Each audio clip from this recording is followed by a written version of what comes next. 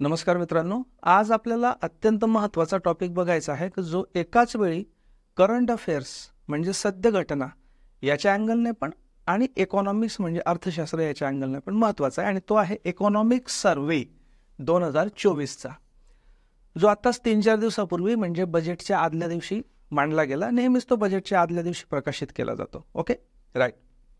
Economic survey किंवा आर्थिक सर्वेक्षण याच्यामध्ये नेमकं काय असतं? साधारणतः आपली अर्थव्यवस्था, देशाची अर्थव्यवस्था नेमकी कोणत्या दिशेने चाललेली आहे, भूतकाळाशी कंपॅरिझन करता आपण आज कुठे आहोत, भविष्यात कुठे जाणार आहोत, आंतरराष्ट्रीय स्तरावर काय घडामोडी घडत आहेत, त्याचा आपल्या अर्थव्यवस्थेवर काय परिणाम होतो आहे, आपली पुढची दिशा कशी ठरणार आहे, आणि या संदर्भाने जे वेगवेगळ्या अर्थव्यवस्थेचे पैलू असतात, म्हणजे ज्याच्यामध्ये फिस्कल पैलू असतात, म्हणजे वित्तीय पैलू असतात, त्याच्यानंतर GDP ग्रोथ वगैरे वगैरे हे पैलू असतात, एक्सटर्नल सेक्टर म्हणजे परकीय व्यापार, त्याच्याशी संबंधित तुटी वगैरे त्या गोष्टी असतात. सो असे सगळे पैलू त्याच्यामध्ये कव्हर केलेले असतात आणि त्याच्याने एक ओव्हरऑल आपल्याला मॅक्रो इकॉनॉमिक, आता तुम्हाला लक्षात आलं असेल आपण पहिल्याच लेक्चरमध्ये अर्थशास्त्राच्या काय बघितलं होतं, macro economics versus micro economics. तर मॅक्रो इकॉनॉमिक म्हणजे बृहत अर्थशास्त्र किंवा स्थूल अर्थशास्त्र किंवा व्यापक अर्थशास्त्राचा आपल्याला याच्याने अंदाज येतो. आता इकॉनॉमिक सर्वे हे फार मोठं डॉक्युमेंट असतं, त्यातल्या आपण फक्त काही महत्त्वाच्या गोष्टी बघणार आहोत. विशेष करून जो प्रेस इन्फॉर्मेशन ब्युरोची समरी होती आणि इतरही जे अर्थ मंत्रालयाचे किंवा इतर गव्हर्नमेंट संस्थांचे जे काही समरीज होत्या त्यांचं कॉम्बिनेशन करून मी हे केलेलं आहे. अनेक वेळा एकच गोष्ट वेगवेगळ्या हेडिंग खाली रिपीट होईल, पण त्याचा आपल्याला फायदाच होईल की रिपिटेशनने ती गोष्ट आपल्याला डोक्यामध्ये पक्की बसण्याचा हे होतो. दुसरी महत्त्वाची गोष्ट म्हणजे याच्या बाबतीत लिहून काहीच घेऊ नका. तुम्हाला एक जस्ट स्वतःच्या याच्यासाठी लिहायचं असेल लिहा, कारण मी टेलिग्राम चॅनलवर याची PDF टाकणार आहे. ओके, त्या PDFची तुम्ही प्रिंट नंतर घेऊ शकता. ओके, महत्त्वाच्या गोष्टी तुम्हाला स्वतःच्या रिपिटेशनसाठी, रिव्हिजनसाठी लिहायचे असेल लिहू शकता. Okay, right. आता जी PIB जी समोर आहे त्याच्यामध्ये बघू आपण. इकॉनॉमिक सर्वे म्हणजे आर्थिक projects a real GDP growth of 6.5 to 7% in financial year 25. म्हणजे जे पुढचं फायनान्शियल इयर आहे, म्हणजे आता जे चालू आहे, म्हणजे 2024 1 एप्रिल 2024 ते 31 मार्च 2025 हे जे वर्ष आहे, या वर्षामध्ये साधारणतः असा अंदाज आहे की आपल्या अर्थव्यवस्थेचा रिअल GDP म्हणजे वास्तव ढोबळ देशांतर्गत उत्पन्न. आता रिअल आणि नॉमिनल याच्यातला फरक तुम्हाला ऑलरेडी माहीत आहे. ओके, सो रिअल GDP म्हणजे जो कॉन्स्टंट प्राइसेसला असतो, 2011-12 बेस इयरच्या प्राइसेसला असतो, त्याला रिअल GDP आपण म्हणतो. सो हा रिअल GDP एक्सपेक्टेड आहे की साधारणतः 6.5 ते 7% वाढेल असा अंदाज आहे. Okay, right. आता real GDP grows by 8.2% in financial year 24, म्हणजे आता जे मागचं आर्थिक वर्ष संपलं 1 एप्रिल 2023 ते 31 मार्च 2024 या काळामध्ये जो वास्तव GDP आहे त्याच्या वाढीचा दर होता 8.2%. ओके, 8.2% होता. महत्वाचा आकडा आहे हा, लक्षात ठेवा. Okay, exceeds 8% in 3 out of 4 quarters. कुठलंही आर्थिक वर्ष असतं मित्रांनो, हे 4 क्वार्टर्समध्ये डिव्हायडेड असतं. क्वार्टर म्हणजे 1/4 भाग, बरोबर. सो मार्च, एप्रिल, मे, एप्रिल, मे, जून, आर्थिक वर्ष एप्रिलमध्ये सुरू होतं, बरोबर, 1 एप्रिलला. सो एप्रिल, मे, जून हे पहिलं क्वार्टर, जुलै, ऑगस्ट, सप्टेंबर दुसरं क्वार्टर, ऑक्टोबर, नोव्हेंबर, डिसेंबर तिसरं क्वार्टर आणि जानेवारी, फेब्रुवारी, मार्च चौथं क्वार्टर. ओके, हे जे 4 क्वार्टर होते, या 4 क्वार्टर पैकी 3 क्वार्टर्समध्ये 8% जास्त वाढ होती. आणि ओव्हरऑल वर्ष जर घेतलं तर संपूर्ण वर्षामध्ये आपला रिअल GDP किती टक्क्याने वाढला? 8.2%. अत्यंत महत्वाचा आकडा आहे, लक्षात ठेवा. ओके, आता हे जे 8.2% वाढ झाली, याच्यामध्ये एक महत्वाचा वाटा होता तो इंडस्ट्रीयल ग्रोथचा, म्हणजे औद्योगिक वाढ. कारण इंडस्ट्री असते, सेवा सेक्टर असतं, कृषी किंवा प्राथमिक क्षेत्र असतं, बरोबर, याचे वेगवेगळे ग्रोथ रेट असतात. आणि हा जो 8.2% ग्रोथ रेट आहे, वाढीचा दर आहे, हा एकूण असतो. तर याच्यात जो औद्योगिक वाढीचा रेट होता तो 9.5% होता. ओके, म्हणजे विदिन त्यात 9.5% ग्रोथ रेट हा कशाचा होता, औद्योगिक क्षेत्राचा होता. Retail inflation declines to 5.4% in financial year 24 due to deft administrative and monetary policies. ठीक आहे.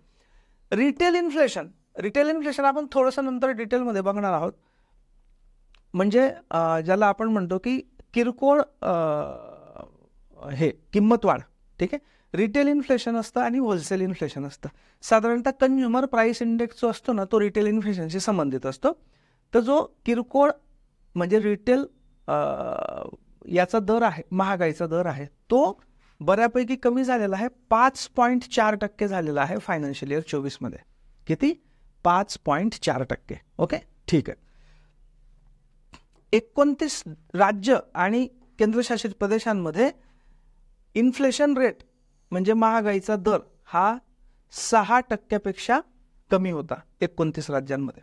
ओव्हरऑलच 5.4% होता संपूर्ण भारतामध्ये, आणि 29 राज्य आणि केंद्रशासित प्रदेश अशी होती की ज्याच्यामध्ये तो 6% कमी होता.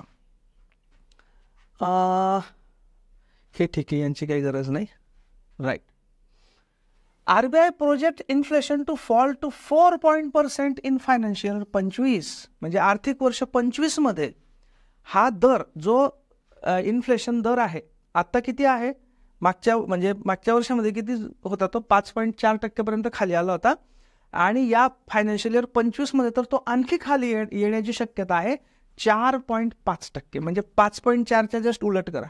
ओके, 4.5% एक्सपेक्टेड आहे. Okay, this is very important. India top remittance recipient country globally with USD 120 billion in 2023. अत्यंत महत्वाचा पॉइंट आहे. कुठल्याही राष्ट्राला जे दुसऱ्या देशांमधनं येणारे जे पैसे असतात, रेमिटन्सेस, म्हणजे समजा भारतातले नागरिक आहेत, मूळ भारताचा नागरिक आहे की जो बाहेर काम करतो आहे आणि तिथून भारतात पैसा पाठवतो आहे, त्याला इनवर्ड रेमिटन्स म्हणतात. तर संपूर्ण देशामध्ये भारत हा असा पहिला देश आहे की ज्याला, म्हणजे तो टॉपचा देश आहे की त्याला सर्वात जास्त उत्पन्न आतमध्ये आलेलं आहे बाहेरच्यांकडनं, म्हणजे बाहेरच्या देशांमधनं. Okay, this is very important, top. आणि ते किती होतं 2023 मध्ये? USD म्हणजे काय? US dollar. Okay, US dollar. मी याला नुसतं डॉलर का नाही म्हणत, कारण डॉलर हे अजून काही देशांचं चलन आहे. तर जे USचं डॉलर आहे त्याला USD म्हणतात, US dollar. 120 billion. Okay, 120 billion dollars. 1 billion म्हणजे किती कोटी रे पोरांनो? 1 बिलियन म्हणजे 100 कोटी. ओके, म्हणजे 120 बिलियन म्हणजे 120 वर आणखी 2 शून्य म्हणजे 12,000 कोटी. आणि डॉलर्स, US डॉलर म्हणजे आपण जर 80 रुपयाचा धरला तर 12,000 गुणिले 80, 1 2 3 4 शून्य आणि 12×8 = 96, म्हणजे काय झालं? 9,60,000. ओके, 9,60,000 एवढे कोटी रुपयांमध्ये. Okay, right. So US dollars मध्ये लक्षात ठेवा 120 बिलियन. ओके, आणि भारत हा टॉपला आहे कशाच्या बाबतीत? रेमिटन्सेस, इनवर्ड रेमिटन्सेस, म्हणजे भारतात दुसऱ्या राष्ट्रांमधनं येणारा पैसा, इन्कम.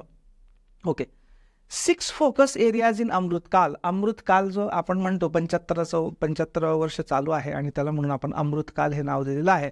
याच्यामध्ये 6 फोकस एरियाज आहेत. तर हे 6 फोकस एरियाज की कशावर फोकस केला जातो आहे, शासन कशावर फोकस करतंय, हे फोकस एरिया पक्के लक्षात ठेवा. कोणते कोणते आहेत?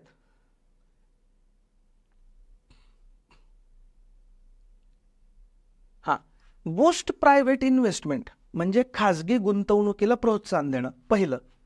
Expansion of MSMEज. MSME म्हणजे काय हे आपण पुढे आणखी डिटेल इथे आहेच. MSME म्हणजे बघा micro small and medium enterprises. म्हणजे मायक्रो म्हणजे सूक्ष्म, स्मॉल म्हणजे छोटे, आणि मीडियम म्हणजे मध्यम उद्योग. ओके, यांना मिळून MSME म्हणतात. तर या MSMEचं जास्तीत जास्त यांच्यामध्ये वाढ घडवून आणणे. Agriculture as a growth engine म्हणजे ॲग्रिकल्चरला एक वाढीचं इंजिन म्हणून, देशाच्या GDPचा, देशाच्या विकासाच्या वाढीचं इंजिन म्हणून ट्रीट करणं, म्हणजे त्या दृष्टीने ॲग्रिकल्चरला प्रोत्साहन देणं. Financing green transition. Green transition म्हणजे जास्तीत जास्त पर्यावरण स्नेही प्रक्रिया, पर्यावरण स्नेही तंत्रज्ञान, पर्यावरण स्नेही कारखाने, पर्यावरण स्नेही उद्योग यांच्याकडे जास्तीत जास्त जाणे आणि त्यांना सपोर्ट करणे, फायनान्शियल सपोर्ट करणे. ब्रिजिंग एज्युकेशन एम्प्लॉयमेंट गॅप म्हणजे आपलं जे शिक्षण आपण घेतो ते आणि नोकरी याच्यात जो सध्या काही संबंधच नसतो. बऱ्याच वेळी आपण जे शिकतो आणि प्रत्यक्षात जे बाहेर गरज आहे उद्योगांना त्याच्यामध्ये बऱ्याचशा बाबतीत असं वाटतं की संबंध नाही आहे. सो अशा पद्धतीचं शिक्षण डेव्हलप करणं की जेणेकरून त्याच्याने एम्प्लॉयमेंटला म्हणजे रोजगाराला प्रोत्साहन मिळेल, रोजगारक्षम होऊ. Okay. Capacity building of states म्हणजे जी राज्य आहेत या राज्यांच्या क्षमतांचा वाढ करणं, हे 6 फोकस एरियाज आहेत. आता इथे MSMEचा उल्लेख आला म्हणून एक सहज म्हणून गोष्ट आहे जी कधी विचारली जाऊ शकते, ती लक्षात ठेवा की याचं क्लासिफिकेशन असतं की कोणत्या उद्योगाला सूक्ष्म उद्योग म्हणायचं, कोणत्याला लघु उद्योग म्हणायचं आणि कोणत्याला मीडियम म्हणजे मध्यम उद्योग म्हणायचं. तर हे जे क्लासिफिकेशन आहे लेटेस्ट ते असं आहे, मायक्रो. मायक्रो म्हणजे काय? सूक्ष्म उद्योग. कशाला म्हणायचं की ज्याच्यातली गुंतवणूक 1 कोटीपेक्षा कमी आहे, म्हणजे फक्त 1 कोटीपर्यंत आहे आणि त्याचा टर्नओव्हर म्हणजे वर्षभरात त्यांनी किती खरेदी विक्री केली तो टर्नओव्हर हा 5 कोटींपेक्षा कमी म्हणजे 5 कोटींपर्यंत. ओके. सो गुंतवणूक 1 कोटीपर्यंत, टर्नओव्हर 5 कोटीपर्यंत. ओके. याला काय म्हणायचं? मायक्रो, सूक्ष्म उद्योग. नंतर लघु, स्मॉल, ज्याच्यातली इन्व्हेस्टमेंट म्हणजे गुंतवणूक 10 कोटीपेक्षा कमी आहे, म्हणजे 1 ते 10 कोटीच्या मध्ये आहे आणि ज्याचा टर्नओव्हर हा 50 कोटीपेक्षा कमी आहे, म्हणजे 5 ते 50च्या दरम्यान आहे. ओके. आणि मध्यम कशाला म्हणायचं? ज्याच्यातली गुंतवणूक ही 50 कोटीपेक्षा कमी आहे, म्हणजे 10 ते 50च्या दरम्यान आहे आणि ज्याचा टर्नओव्हर 250 कोटीपेक्षा जास्त नाही, म्हणजे 50 ते 250 कोटीच्या दरम्यान. ओके. सो गुंतवणुकीच्या बाबतीत लक्षात ठेवा 1, 10, 50 आणि टर्नओव्हरच्या बाबतीत लक्षात ठेवा, टर्नओव्हर म्हणजे काय मराठीमध्ये उलाढाल, आर्थिक उलाढाल किती आहे वार्षिक. हे सगळं वार्षिक उलाढाल किती? 5, 50, 250. ओके. हे लक्षात ठेवा. ठीक आहे. Okay. India makes progress on climate action and energy efficiency. 45.4% installed electricity generation from non fossil fuel sources. जी ग्रीन टेक्नॉलॉजी आहे त्याच्या बाबतीत इंडिया म्हणजे जास्तीत जास्त पर्यावरण स्नेही बनण्यासाठी हा आकडा लक्षात ठेवा की जी इलेक्ट्रिसिटी जनरेशन कॅपॅसिटी आहे त्याच्यातल्या 45.4% जी आहे, 45.4% जी इलेक्ट्रिसिटी तयार केली जाते ती नॉन फॉसिल सोर्सेस म्हणजे जीवाश्म सोर्सेस आहेत ते सोडून दुसऱ्या पर्यावरण स्नेही इंधनाचा वापर करून तयार केली जाते. म्हणजे कोळसा हे जीवाश्म इंधन आहे, तर कोळसा न वापरता, कोळसा किंवा त्यासारखे खनिज तेल वगैरे वगैरे ते न वापरता दुसऱ्या मार्गाने म्हणजे सोलर असेल, विंड एनर्जी असेल वगैरे वगैरे. ओके. सो अशा पद्धतीने नॉन फॉसिल म्हणजे जीवाश्मेतर किंवा जीवाश्म सोडून इतर इंधनांचा वापर करून जी इलेक्ट्रिसिटी बनवली जाते तिचं प्रमाण एकूण इलेक्ट्रिसिटी आता जवळपास किती टक्के आहे? 45.4% आहे. ओके. ठीक आहे. हे इंडिया डिकपल्स. अच्छा, हे पुन्हा येणार आहे ते आपण म्हणून आता सध्या मी हे घेत नाही, पुढे येईल तो. Gini coefficient declines underscore social sector initiative reduce inequality. याचा अर्थ काय? गिनी कोएफिशियंट किंवा गिनी रेशो किंवा गिनी इंडेक्स, मराठीमध्ये गिनी इंडेक्स किंवा गिनी गुणोत्तर किंवा गिनी निर्देशांक असा शब्द वापरला जातो. हा इनइक्वॅलिटी म्हणजे विषमता दाखवण्यासाठी वापरला जातो. ओके. विषमता. सो गिनी कोएफिशियंट डिक्लाइन्स म्हणजे कमी झाला आहे भारताच्या बाबतीत, म्हणजेच विषमता कमी झालेली आहे असं त्याचा अर्थ होतो. आणि हे कशामुळे झालेलं आहे तर जे सोशल सेक्टर इनिशिएटिव्ह आहेत म्हणजे वेगवेगळे जे इकॉनॉमिकली बॅकवर्ड जे आहेत, आर्थिकदृष्ट्या मागासवर्गीय, सामाजिकदृष्ट्या मागासवर्गीय, अशा वेगवेगळ्या लोकांसाठी, जनतेसाठी ज्या वेगवेगळ्या योजना चालू आहेत त्याच्यामुळे विषमता कमी होते आहे आणि ती विषमता कमी झाल्यामुळे हा गिनी कोइफिशियंट कमी झालेला आहे असं आर्थिक अहवालाचं म्हणणं आहे. ओके, ठीक आहे. आयुष्मान भारत कार्ड आत्तापर्यंत जवळपास 34,70,00,000 डिस्ट्रीब्यूट झालेले आहे. किती? 34%. म्हणजे 34-35 हा आकडा लक्षात ठेवा. सो 34-35 कोटी एवढे आयुष्मान कार्ड वितरित झालेले आहेत आणि 7.37 कोटी हॉस्पिटल ॲडमिशन झालेले आहेत. त्याच्याने किती? जवळपास 7.5 कोटी लक्षात ठेवा हॉस्पिटल ॲडमिशन्स.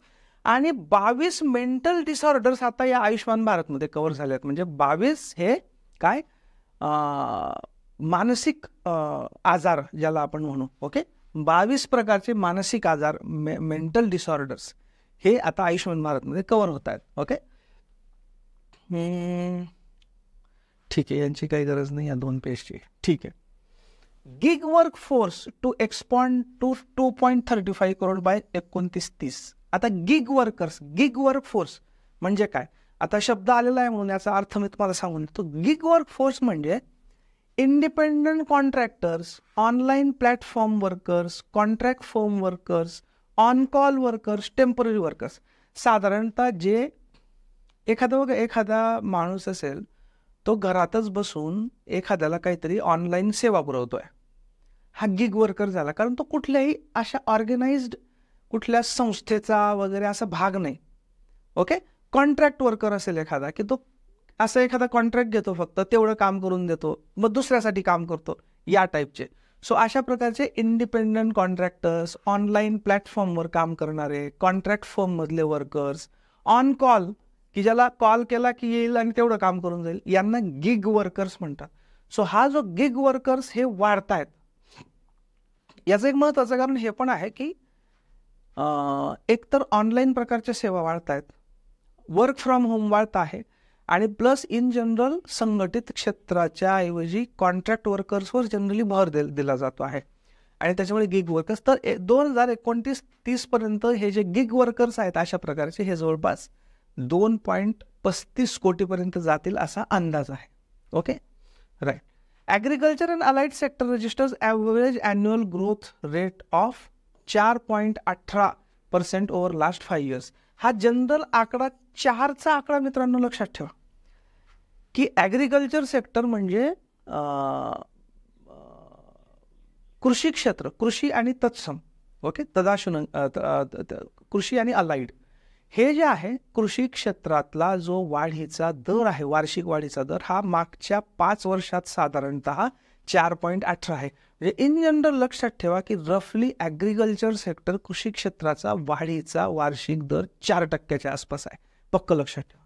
ओके,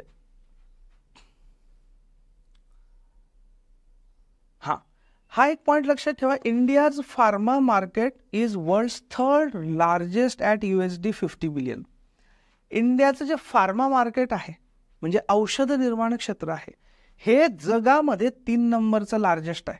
हे लक्षात ठेवा, किती? 3 नंबरचं. आणि त्याची किती उलाढाल आहे? $50 बिलियन. $50 बिलियन. ठीक आहे. PLI स्कीम्स की इन अचिव्हिंग आत्मनिर्भर Bharat attract 1.28 lakh crore in investment. PLI scheme म्हणजे काय मित्रांनो लक्षात ठेवा. आणि आत्मनिर्भर भारताशी त्या कशा संबंधित आहे? एक PLI आपल्याला माहीत असतो, पोस्टल लाईफ इन्शुरन्स. त्या PLIचा आणि या PLIचा काही संबंध नाही. PLI म्हणजे production linked incentive scheme. Production linked incentive scheme. Okay, so बघा हे कशासाठी? To scale up domestic manufacturing capability, की बाबा देशामध्ये जास्तीत जास्त मॅन्युफॅक्चरिंग व्हावं. इम्पोर्ट सबस्टिट्यूशन, की ज्या गोष्टी आता आपल्याला इम्पोर्ट कराव्या लागतात, आयात कराव्या लागतात, त्यांची निर्मिती भारतातच व्हावी. ओके, आणि एम्प्लॉयमेंट जनरेशन म्हणजे रोजगार निर्मिती व्हावी. म्हणून अनेक इंडस्ट्रीजला प्रोडक्शन लिंक्ड इन्सेंटिव्ह दिले जातात. म्हणजे त्यांचं जितकं प्रोडक्शन जास्त त्या करतील तेवढे त्यांना इन्सेंटिव्ह दिले जातात. ओके, ही मार्च 2020 मध्ये लॉन्च झालेली स्कीम आहे PLI. कधी? मार्च 2020 मध्ये. सुरुवातीला याच्यात 3 इंडस्ट्रीज होत्या, मोबाईल आणि त्याच्याशी संबंधित, इलेक्ट्रिकल पार्ट्स आणि त्याच्याशी संबंधित, आणि मेडिकल डिव्हायसेस म्हणजे हे औषध शास्त्रातले म्हणजे मेडिकल क्षेत्रातले इक्विपमेंट्स वगैरे वगैरे. ओके. नंतर ती आता 14 सेक्टर्सला एक्सपांड केली गेलेली आहे. किती? सो आधी 3 इंडस्ट्रीसाठी होती ही स्कीम फक्त, आता 14 इंडस्ट्रीसाठी आहे. त्याची लिस्ट मी इथे दिलेली आहे, तुम्ही PDF मध्ये बघाल, इथे दिलेली आहे बघा 14. ओके. सो या क्षेत्रातल्या कंपन्या जितकं भारतात मॅन्युफॅक्चरिंग करतील तेवढ्या प्रमाणात त्यांना त्यांच्या percentage of revenue over 1 to 5 years, up to 5 years त्यांना इन्सेंटिव्ह दिला जाईल, फायदा दिला जाईल काहीतरी. ओके.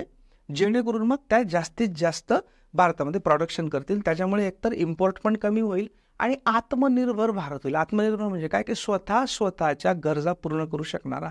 ओके. सो याच्यासाठी ही PLI स्कीम आहे. मार्च 2020 मध्ये सुरू झाली होती. सुरुवातीला 3 इंडस्ट्रीज होतात, आता 14 इंडस्ट्री. ओके. आणि याच्यात फक्त भारताचीच नाही, भारताची कंपनी असो की परदेशी कंपनी असो, तिने मॅन्युफॅक्चरिंग भारतात केलं पाहिजे, एवढंच महत्वाचं आहे. म्हणजे भारतात बनलं पाहिजे, make in India. Okay. Right. ठीक आहे. हे ते 14 क्षेत्र आहे. India service exports constitute 4.4% of world's commercial exports in 2022. This is very important.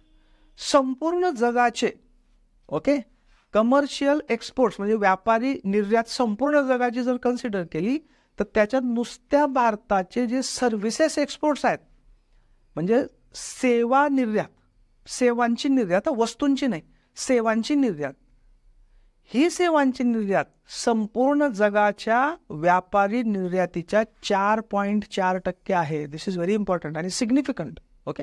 कारण काय?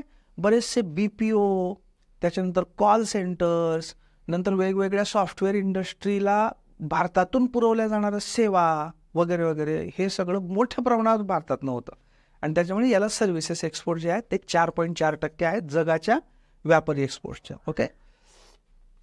राईट. हां. India witnesses 92 lakh foreign tourist in 2023. 2023 मध्ये भारतामध्ये टोटल किती हे आले? जवळपास 92 लाख फॉरेन टुरिस्ट आले. पण ज्यावेळी फॉरेन टुरिस्ट येतात मित्रांनो, त्यावेळी लक्षात ठेवा, आपण त्यांना थुंकताना दिसलं नाही पाहिजे, आपण कचरा रस्त्यावर टाकताना नाही दिसलं पाहिजे. किमान एवढी काळजी आपण घेतली पाहिजे की ते भारतामध्ये येत आहेत, भारताची काही इमेज ते बाहेर नेतील. त्यामुळे तुम्ही, तुमचे कुटुंबीय, तुमचे मित्र यांना जरूर सांगा की जिथे कुठे तुम्ही काही असलं ना, कुठलाही कचरा असला ना, खिशात घ्यायचा, घरी येऊन डस्टबिनमध्ये टाकायचा, नाही तर आजूबाजूला डस्टबिन शोधायचे, तिथे टाकायचे. हे फार आवश्यक आहे. या बेसिक गोष्टी आहेत की ज्या आपण शिकल्याच पाहिजेत. Okay. Anyways, so 92 lakh tourist आले. Okay. Right. Ecommerce industry 350 billion होईल. ठीक आहे, एवढं काही महत्वाचं नाही आहे. हां, this one point is important. Average pace of national highway construction increases 3 times from 11.7 kilometre per day in 2014. So 2014 मध्ये दर दिवशी 11.7 किलोमीटर इतका नॅशनल हायवे तयार केला जात होता. म्हणजे खरंच तेवढा तयार केला जातो असं नाही, एकूण वर्षभरात किती तयार केला गेला डिवायडेड बाय 365 दिवस असं काढतात ते. आणि 2024 मध्ये हा वाढलेला आहे 34 किलोमीटर. सो 2024 मध्ये आजच्या घडीला दररोज 34 किलोमीटर एवढा नॅशनल हायवे बनवले जातात. दिस इज व्हेरी इम्पॉर्टंट. ओके. आणि 2014 मध्ये ते 11.7 होतं, आता 34 किलोमीटर आहे सरासरी दररोज. ठीक आहे, लक्षात ठेवा. रेल्वेचं राहू द्या, काही गरज नाही. Right. New terminal buildings at 21 airports operationalised. नवीन टर्मिनल बिल्डिंग्स एअरपोर्टच्या 21 आता कार्यरत झाल्या आहेत. तर आता तुम्ही मध्यंतरी एक न्यूज पण बघितली असेल, पुण्याला बघा एक नवीन टर्मिनल सुरू झालं बघा. ओके. राईट. असे भारतभरात 21 टर्मिनल नवीन सुरू झाले. मिशन लाईफ याच्यात बघा L कॅपिटल आहे, I स्मॉल आहे आणि F आणि E कॅपिटल आहे. Focuses on human nature harmony promoting mindful consumption. या लाईफचा उल्लेख इकॉनॉमिक सर्व्हेमध्ये आलेलं आहे, त्याच्यामुळे थोडंसं आपण बघू त्याच्यात. हे मिशन लाईफ जे आहे ते आहे, याच्यातला हा LI म्हणजे लाईफस्टाईल, F म्हणजे फॉर आणि E म्हणजे environment. So lifestyle for environment म्हणजे पर्यावरण स्नेही जीवनशैली, हे आहे मिशन लाईफ. ओके,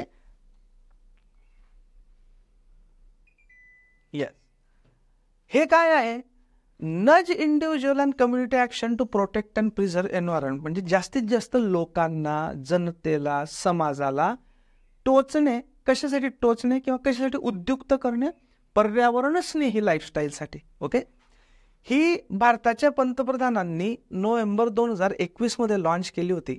लक्षात ठेवा, भारताच्या पंतप्रधानांनी नोव्हेंबर 21 मध्ये. आता इथे भारताच्या पंतप्रधानांनी असा उल्लेख का आहे? कारण ती कुठेतरी दुसरीकडे लॉन्च झाली म्हणून भारताच्या पंतप्रधान असा उल्लेख होतो. आणि कुठे? 26वा UN climate change conference of parties, COP 26. Okay, कुठे? ग्लासगो इथे जी COP म्हणजे कॉन्फरन्स ऑफ पार्टीज होती 26, COP 26 ग्लासगो इथे नोव्हेंबर 2021 मध्ये, तिथे भारताच्या पंतप्रधानांनीही, आता तुमच्या लक्षात आलं असेल भारताचे पंतप्रधान असा उल्लेख काय तो, नुसतं पंतप्रधान का नाही, कारण इथे अनेक पंतप्रधान आले होते, त्याच्यात भारताच्या पंतप्रधानांनी याचं हे केलं. आणि याचं काय? 1 billion Indians as well as people in other countries to become individuals who practise sustainable lifestyle.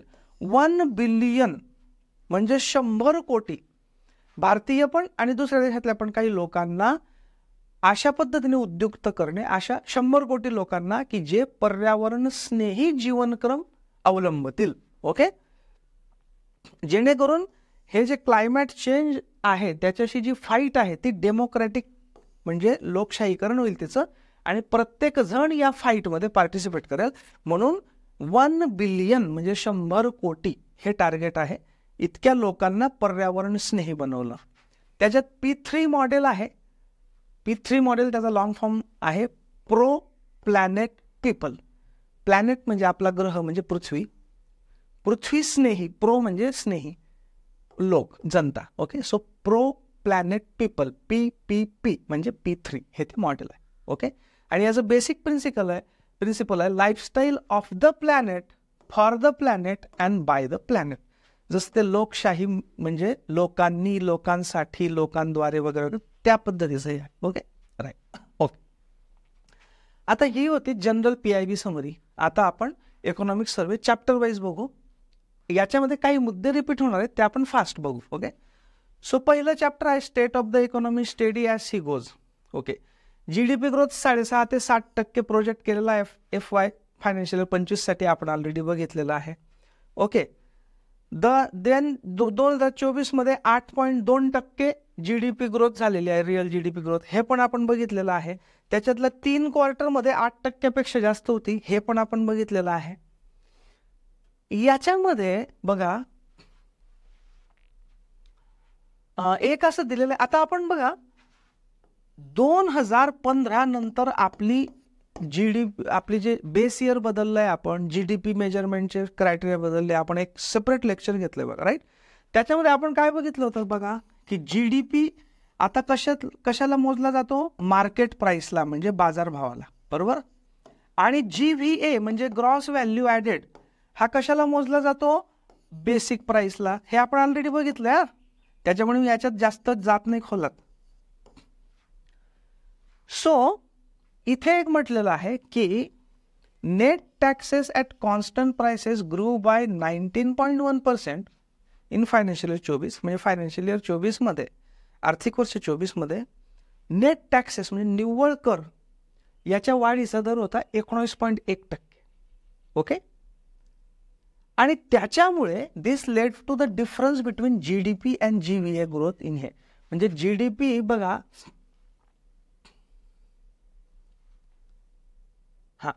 हे बघा GVA जो वाढला तो 7.2% वाढला. आता लक्षात ठेवा, जो GDP आहे, GDP किती रेटने वाढला आपल्याला माहिती आहे? 8.2%. ओके, हे आपण बघितलं ऑलरेडी इथे 8.2%, बरोबर. आणि GVA ग्रॉस व्हॅल्यू ॲडेड हा वाढला 7.2%. आता नेट टॅक्सेस जे होते हे मात्र 19.1% वाढले आणि त्याच्यामुळे हा GDP आणि बघा आयडियली GDP आणि GVA हे जवळजवळ सारखेच असतात बरोबर, त्यामुळे त्यांचा वाढीचा दर एकच असला पाहिजे. पण आपल्याला माहिती आहे की आपण GDP मोजतो मार्केट प्राइसला, GVA मोजतो बेसिक प्राइसला. बेसिक प्राइस आणि मार्केट प्राइसमध्ये कशाचा फरक असतो? इनडायरेक्ट टॅक्सेसचा फरक असतो रफली बरोबर, अप्रत्यक्ष करांचा बरोबर. हे कर फार जास्त वाढले. मग बघा मार्केट प्राइसमध्ये ॲक्च्युली कर असतात बरोबर, बेसिक प्राइसमध्ये कर नसतात. कोणते? प्रॉडक्ट टॅक्सेस नसतात. ओके, सो कर जास्त याच्याने वाढले, त्याच्यामुळे GDP जास्त दराने वाढला. कारण GDP मार्केट प्राइसला आपण मोजतो, मार्केट प्राइसमध्ये कर असतो, तो कर 19% वाढला म्हणून GDPचा रेट जास्त वाढला. GVA आपण बेसिक प्राइसला मोजतो, त्याच्यामध्ये ते प्रॉडक्ट कर नसतात आणि त्याच्यामुळे हा 19.1% वाढीचा कॉम्पोनंट इथे निघून जातो, कारण याच्यात ते कर नाहीच आहेत आणि म्हणून हा कमी रेटने वाढला. तर हे बघा, हे जे वाक्य आहे ना, हे वाक्य बहुधा कोणालाच कळलं नसेल तथाकथित जे हे आहेत. एनिवेज आपल्याला त्याच्यात जायचं नाही, पण ही ब्युटी असते ज्यावेळी आपल्याला बेसिक कन्सेप्ट कळते ना, त्यावेळी आपल्याला हे वाचायला सोपं जातं. ओके, राईट, ठीक आहे. आता बघा,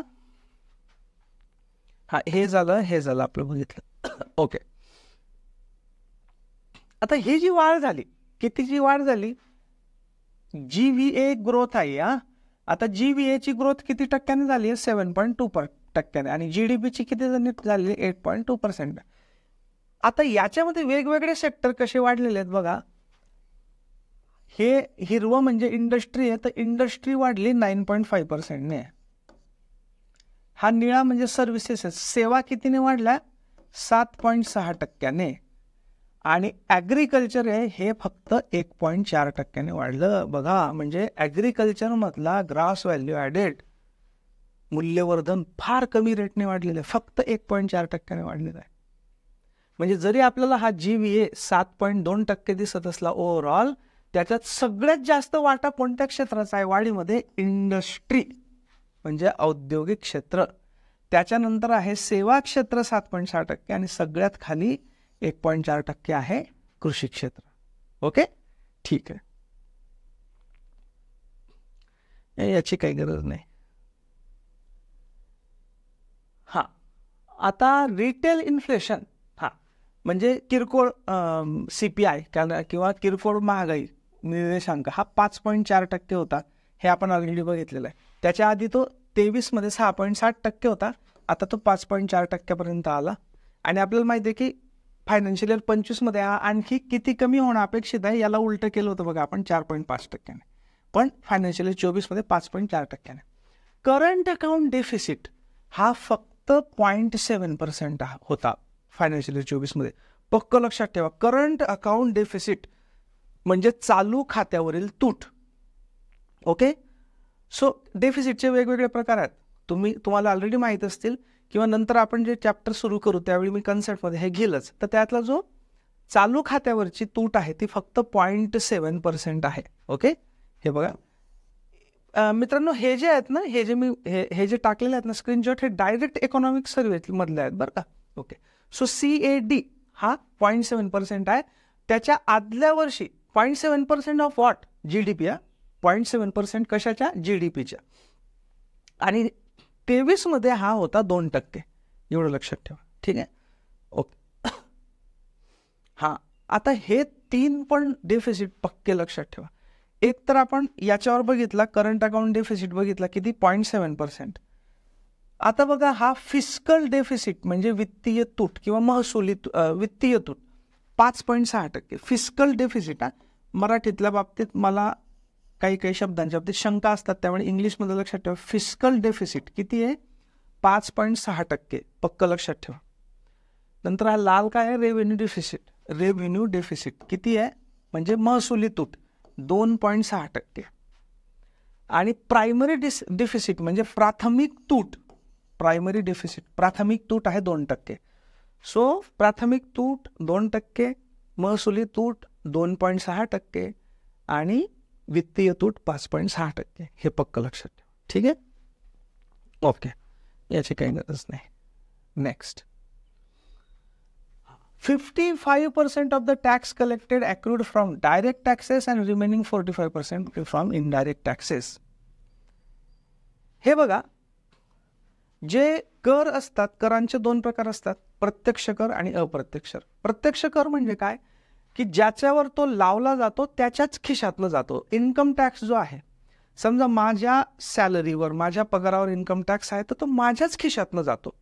पण इनडायरेक्ट टॅक्स म्हणजे हा झाला direct tax, income tax. Corporation tax म्हणजे कंपनी जो डायरेक्ट त्याच्यातनं देते तो पण झाला डायरेक्ट टॅक्स. इनडायरेक्ट टॅक्स म्हणजे काय, ज्याच्यावर लावला जातो तो प्रत्यक्षात जरी भरत असला तो दुसऱ्याकडनं वसूल करतो. म्हणजे जीएसटी असेल, तर आपण समजा बाजारात जाऊन काहीतरी एक साबण विकत घेतला, तर साबणामध्ये समजा साबणाची मूळ किंमत 10 रुपये असेल, त्याच्यावर समजा 2 रुपये जीएसटी असेल, तर आपल्याला तो 12 रुपयाला देतो. म्हणजे आपण 12 रुपये देतो, म्हणजे तो 2 रुपये जीएसटी होता तो आपण देतो. फक्त तो दुकानदार गव्हर्नमेंटमध्ये भरतो, पण तो वसूल कोणाकडनं करतो, आपल्याकडनं करतो. म्हणजे भरतो दुकानदार, पण वसूल करून जातो कोणाच्या खिशातनं, आपल्या खिशातनं. या अशा करांना म्हणतात अप्रत्यक्ष कर. सो एकूण जे कर आहेत त्याच्यापैकी प्रत्यक्ष कर आहे, प्रत्यक्ष कराचा वाटा आहे 55% आणि अप्रत्यक्ष कराचा वाटा आहे 45%. आणि म्हणून इथे असं म्हटलेलं आहे की showing to enhance progressivity in taxation. Progressive taxation, याच्यावरून त्यांनी काय म्हटलेलं आहे की हे प्रोग्रेसिव्ह टॅक्सेशन आहे. टॅक्सेशनचे 2 प्रकार असतात, कर प्रणालीचे 2 प्रकार असतात. एक पुरोगामी आणि दुसरी काय म्हणाल त्याला, अधोगामी म्हणाल का काय म्हणाल, जे काय असेल. पुरोगामी म्हणजे प्रोग्रेसिव्ह आणि दुसरे असते रिग्रेसिव्ह म्हणजे अधोगामी म्हणू आपण त्याला, मला मराठी शब्द नेमका माहित नाही. कोणत्या कर प्रणालीला प्रोग्रेसिव्ह म्हणतात, अशी कर प्रणाली की ज्याच्यात डायरेक्ट टॅक्सेस म्हणजे प्रत्यक्ष कर जास्त असतात आणि इनडायरेक्ट टॅक्सेस म्हणजे अप्रत्यक्ष कर कमी असतात, हिला प्रोग्रेसिव्ह प्रगतिशील म्हणतात. याचं कारण म्हणजे काय की अप्रत्यक्ष कर जे असतात ना मित्रांनो, हे प्रत्येक गरीब माणसाला पण भरावे लागतात. म्हणजे एखादा गरीब माणूस जरी असेल, त्याने पण साबणाची वडी घेतली तर त्याच्या खिशातनं सुद्धा अप्रत्यक्ष कर जातो. राईट. सो अप्रत्यक्ष कर हे गरिबांवर सुद्धा आपोआप लावले जातात. म्हणून जिथे अप्रत्यक्ष कर जास्त असतात त्याला रिग्रेसिव्ह म्हणतात. ओके, रिग्रेसिव्ह म्हणजे ती अप्रगतिशील. आणि जिथे अप्रत्यक्ष कमी असतात आणि प्रत्यक्ष कर जास्त असतात त्याला प्रोग्रेसिव्ह प्रगतिशील म्हणतात, म्हणजे चांगली म्हणतात. मग आपल्या इथे काय आहे की प्रत्यक्ष कर जास्त आहेत, अप्रत्यक्ष कर कमी आहेत तुलनेने, म्हणून इथे म्हटलेलं आहे की ही प्रोग्रेसिव्हिटी आहे म्हणून. ओके, ठीक आहे. फ्री फूड ग्रेन्स टू 81.4 कोटी. सध्या किती कोटी लोकांना फ्री अन्नधान्य दिलं जात आहे? 81.4%. अर्थात आपल्याला 80 कोटी माहीतच आहे, जनरली बातम्यांमध्ये नेहमी चालू असतो की बाबा 80% लोकांना आपल्याला फ्री द्यावं लागतंय, मग रोजगार नाही आहे का वगैरे वगैरे, या बातम्या येत असतात किंवा नेत्यांच्या याच्यात बोलण्यात येत असतात. त्यामुळे आपल्याला रफली 80 कोटी हा आकडा माहीत आहे. तो ॲक्युरेट आकडा आहे 81.4 कोटी. सो 81.4 कोटी लोकांना फ्री अन्नधान्य वितरित केलं जात आहे. ओके, आता बघा, कॅपेक्स हा एक वर्ड येतो, कॅपेक्स. कॅपेक्स म्हणजे CA म्हणजे कॅपिटल आणि पेक्स म्हणजे तो आहे ॲक्च्युली कॅपिटल एक्सपेंडिचर मधला पेक्स आहे. एक्सपेंडिचर म्हणजे भांडवली खर्च, म्हणजे मशिनरी, बिल्डिंग, नॅशनल हायवे वगैरे वगैरे याच्यासाठी लागणारा भांडवल. सो जो कॅपेक्स आहे म्हणजे सेंट्रल गव्हर्नमेंटने जो भांडवली खर्च केलेला आहे, तो भांडवली खर्च सगळ्यात जास्त कोणत्या क्षेत्रावर झालेला आहे? पक्क लक्षात ठेवा. पहिलं road transport and highways. Okay, म्हणजे रस्ते वाहतूक व राष्ट्रीय महामार्ग याच्यावर सगळ्यात जास्त आहे खर्च. 2 नंबरला रेल्वे, 3 नंबरला डिफेन्स सर्व्हिसेस म्हणजे संरक्षण क्षेत्र आणि 4 नंबरला ट्रान्सफर टू स्टेट्स म्हणजे राज्यांना दिलेले अनुदान किंवा राज्यांना ट्रान्सफर केलेले पैसे. सो 1 नंबर रस्ते वाहतूक व नॅशनल हायवेज, राष्ट्रीय महामार्ग. 2 नंबरला रेल्वे, 3 नंबरला डिफेन्स म्हणजे संरक्षण क्षेत्र, आणि 4 नंबरला ट्रान्सफर टू टेस्ट. पक्क लक्षात ठेवा. नेक्स्ट मॉनिटरी मॅनेजमेंट आहे. एक मॉनिटरी पॉलिसी कमिटी आहे. ओके, मॉनिटरी पॉलिसी कमिटी आहे. या मॉनिटरी पॉलिसी कमिटीच्या रेकमेंडेशननुसार जो रेपो रेट आहे हा 6.5%वरच स्थिर ठेवण्यात आलेला आहे. आता रेपो रेट म्हणजे काय? रेपो रेट म्हणजे असा रेट, असा व्याजाचा दर की जो ज्या दराने central bank of the country, म्हणजे भारतामध्ये सेंट्रल किंवा केंद्रीय बँक कोणती आहे? RBI आहे. तर RBI इतर व्यापारी बँकांना ज्या व्याज दराने छोट्या कालावधीसाठी पैसे देते. समजा मी एक कमर्शियल बँक आहे. ओके, ABC कमर्शियल बँक आहे माझी, आणि या कमर्शियल बँकला आजच्या आज 100 कोटी रुपयांची गरज आहे, 1 दिवसासाठी फक्त. कारण समजा 100 कोटी FD वाले, त्यांना FD तोडून पाहिजे, किंवा अचानक एक महत्त्वाचं कर्ज मला आज डिस्बर्स करायचं आणि माझ्याकडे पैसे नाही आहेत, 100 कोटी मला आजच्या दिवसापुरते पाहिजेत. तर मी काय करेल, मी लगेच RBI कडे जाईल आणि RBIला सांगेल की मला 100 कोटी रुपये द्या, त्याच्या बदल्यात हे तुमचे बॉन्ड मी घेतो, 1 दिवसासाठी द्या फक्त. मग RBI देईल. ओके, पण ते 100 कोटी देताना एक रेट लावेल की बाबा हे 1 दिवसासाठी या 100 कोटीवर 6.5% व्याज द्यावा लागेल तुम्हाला. ठीक आहे, सेंट्रल बँक देईल. हा जो रेट असतो, ज्या व्याज दराने सेंट्रल बँक म्हणजेच रिझर्व्ह बँक ऑफ इंडिया इतर व्यापारी बँकांना तात्पुरतं छोट्या कालावधीसाठीचं कर्ज देते, त्या व्याजदराला रेपो रेट म्हणतात. ओके, तो 6.5%च्या आत स्थिर राहिलेला आहे. आता जेव्हा बघा, जर खूप महागाई वाढत असेल तर बाजारातला पैसा कमी करणं गरजेचं असतं. मग काय करते रिझर्व्ह बँक? रेपो रेट वाढवून टाकते.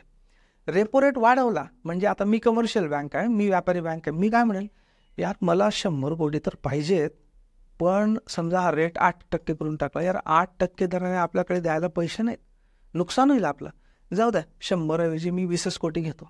म्हणजे मी कमर्शियल बँका कमी पैसे घेतील, म्हणजे त्या पुढे ग्राहकांकडे कमी पाठवतील, म्हणजे मार्केटमध्ये कमी पैसा जाईल. मार्केटमध्ये कमी पैसा गेला म्हणजे मागणी कमी होईल, मागणी कमी झाली म्हणजे महागाई कमी होते.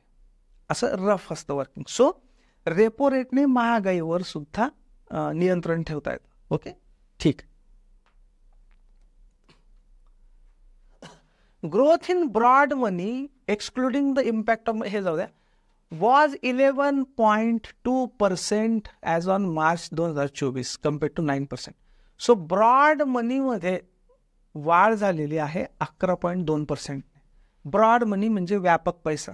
सो ब्रॉड मनी आणि नॅरो मनी अशा 2 कन्सेप्ट असतात. ब्रॉड मनी आणि नॅरो मनी. सो व्यापक पैसा किंवा बृहत पैसा काय मराठीत म्हणाल, आणि नॅरो मनी. ओके, सो याचे actually M1, M2, M3, M3 मनी सप्लाय म्हणजे पैशांचा पुरवठा, याच्या बाबतीत 4 वेगळे हे केले जातात. M1, M2, M3, M4 का कॅल्क्युलेट केले जातात. M1 म्हणजे काय? करन्सी विथ पब्लिक, म्हणजे नोटा पण आणि नाणी पण. ओके, नोटा आणि नाणी पब्लिककडे असलेली, अधिक net demand deposits held by commercial banks. Commercial म्हणजे व्यापारी बँकांकडे असलेले net demand deposit. Demand deposit म्हणजे काय? की जे डिमांड केल्या गेल्या बँकांना परत द्यावे लागतात. ओके, सो लोकांकडचं चलन ज्याच्यामध्ये नोटा आणि नाणी दोघांचा समावेश आहे, अधिक मागणी ठेवी, नेट मागणी ठेवी. आता या नेटचा अर्थ काय मित्रांनो? नेट मागणी ठेवी म्हणजे अशा की फक्त डिपॉझिट पब्लिकचे डिपॉझिट बँकेकडे असलेले. काही वेळा काय होतात, एक बँक दुसऱ्या बँकेत पण डिपॉझिट ठेवते, ते डिपॉझिट नाही कॅल्क्युलेट करायचे. एका बँकेने दुसऱ्या बँकेकडे ठेवलेली डिपॉझिट, ज्याला आपण इंटर बँक डिपॉझिट म्हणतात, ते नाही कॅल्क्युलेट करायचे. फक्त जनरल पब्लिकने बँकांमध्ये ठेवलेल्या डिमांड डिपॉझिट्स किंवा मागणी ठेवी, याला म्हणतात net demand deposit. So currency अधिक नेट डिमांड डिपॉझिट याला मिळून म्हणतात M1 म्हणजे मनी 1. ओके, M2 म्हणजे काय? M2 म्हणजे M1 म्हणजे हे दोन्ही अधिक saving deposit with post office saving bank. Post office saving bank जी असते त्याच्यातले सेव्हिंग डिपॉझिट म्हणजे बचत ठेवी. इथे कोणत्या होत्या? मागणी ठेवी, डिमांड डिपॉझिट होते. इथे पोस्ट ऑफिसेस मधल्या बचत ठेवी, मागणी ठेवी नाही. ओके. आणि इथे कमर्शियल बँकांच्या होत्या, इथे कुठल्या आहेत? पोस्ट ऑफिस सेव्हिंग बँकेतल्या. ओके. सो M1 म्हणजे करन्सी अधिक net demand deposit with commercial bank म्हणजे M1 झालं, अधिक saving deposit post office saving बँकेमध्ये. हे केलं की आपल्याला मिळतो M2. M1 आणि M2 ला म्हणतात नॅरो मनी. ओके. आता M3 म्हणजे M1 अधिक. आता लक्षात घ्या, इथे अशी चूक होण्याची शक्यता आहे की आपण M2 मध्ये आपण M1 प्लस समथिंग केलं तर M3 मध्ये M2 प्लस समथिंग होईल असं वाटतं आपल्याला. तसं नाहीये. M3 मध्ये पण M1 आधी घ्यायचा म्हणजे हे दोन गोष्टी plus net time deposit of commercial banks. आता इथे पण कमर्शियल बँक आल्या, इथे पण कमर्शियल बँक होत्या, पण इथे डिमांड डिपॉझिट होते M1 मध्ये. आता इथे M1 तर आलं, पण इथे टाइम डिपॉझिट आले. हे डिमांड डिपॉझिट होते म्हणजे कधीही मागता येणार आहे. लोक कधीही मागून घेतील परत. टाइम डिपॉझिट मध्ये तसं नसतं. टाइम डिपॉझिट म्हणजे समजा 1 वर्षाची ठेव गेली तर ते 1 वर्षापर्यंत राहू द्यावे लागतात. 1 वर्षाच्या आत जर आपण त्याला मोडायला गेलो FDला तर थोडी पेनल्टी लागते. त्याला टाइम डिपॉझिट म्हणतात. म्हणजे त्याचा टाइम फिक्स असतो की इतक्या काळासाठी ही ठेव मी ठेवतोय. डिमांड डिपॉझिट म्हणजे तसं नसतं, मी ठेवली आता पण कधीही काढून घेईल. Okay, right. सो M3 मध्ये M1 म्हणजे या दोन गोष्टी करन्सी अधिक demand deposit plus net time deposit commercial bank. इथे टाइम डिपॉझिट महत्वाचं. आणि नेट म्हणजे काय? पब्लिकने बँकांकडे ठेवलेले, बँकांनी बँकांकडे ठेवलेले नाही, म्हणजे इंटर बँक डिपॉझिट नाही. हे झालं M3. आणि M4 मध्ये मात्र M3 अधिक असं येतं. ओके. सो याच्यात बरोबर मागचा येतो. फक्त M3 मध्ये लक्षात ठेवायचं की M3 मध्ये M2 प्लस येत नाही तर M1 प्लस येतं. ओके, ठीक आहे. सो M4 मध्ये M3. आता M3 मध्ये काय आलं? M1 म्हणजे करन्सी आल्या, डिमांड डिपॉझिट आले, टाइम डिपॉझिट आले कमर्शियल बँकांचे, अधिक total deposit with post office saving organisation. त्याच्यातनं फक्त national NSC national saving certificate काढून टाकायचे. हे सोडून पोस्ट ऑफिस सेव्हिंग ऑर्गनायझेशनकडचे सगळे डिपॉझिट्स, याला म्हणायचं M4. ओके, अधिक M3. M3 आणि M4 ला मिळून म्हणतात ब्रॉड मनी. ओके, ब्रॉड मनी. सो जो ब्रॉड मनी आहे त्याच्यात साधारणतः 11.2% वाढ झाली. आणि हे कसं असतं? M1 हा सगळ्यात जास्त लिक्विड असतो. म्हणजे कसा की लगेचच्या लगेच वटवता येणारा, लगेचच्या लगेच वापरात येणारा पैसा असतो. याला लिक्विडिटी म्हणतात, लिक्विड असतो. आता करन्सी नोट आहे, माझ्या खिशात आहे, मी लगेच त्याच्याने काहीतरी घेऊ शकतो. किंवा डिमांड डिपॉझिट आहे, मी लगेच काढू शकतो. म्हणजे हा मला अत्यंत इझिली अवेलेबल असलेला पैसा असतो. याच्यापेक्षा हा थोडासा अवघड असतो. M2 मध्ये या सेव्हिंग डिपॉझिट असतात, हे असे पटकन काढता येत नाहीत. M3 मध्ये टाइम डिपॉझिट असतात, टाइम डिपॉझिट तर नाहीच काढता येत लगेच, नाही तर पेनल्टी भरावी लागते. आणि पुन्हा हे पोस्ट ऑफिस मधले टोटल डिपॉझिट. म्हणजे जसे आपण M1 कडनं M4 कडे जात जातो तशी लिक्विडिटी कमी कमी होत जाते. M1 ची लिक्विडिटी सगळ्यात जास्त असे म्हणजे तो सगळ्यात इझिली अवेलेबल पैसा असतो. M4 हा तुलनेने कमी इझिली अवेलेबल पैसा असतो. ठीक आहे, okay. Narrow money M1 M2, broad money M2. Okay, हे ठीक आहे. इंडस्ट्रियल हां. IBC has been recognised as effective solution for twin balance sheet problems. मागच्या IBC हा शब्द आलेला आहे, हे तुम्हाला माहीत पाहिजे. IBC म्हणजे काय? IBC म्हणजे इनसॉल्व्हन्सी अँड बँक्रप्सी कोड 2016 मध्ये हा आणण्यात आलेला आहे. IBC म्हणजे काय? इनसॉल्व्हन्सी अँड बँक्रप्सी कोड.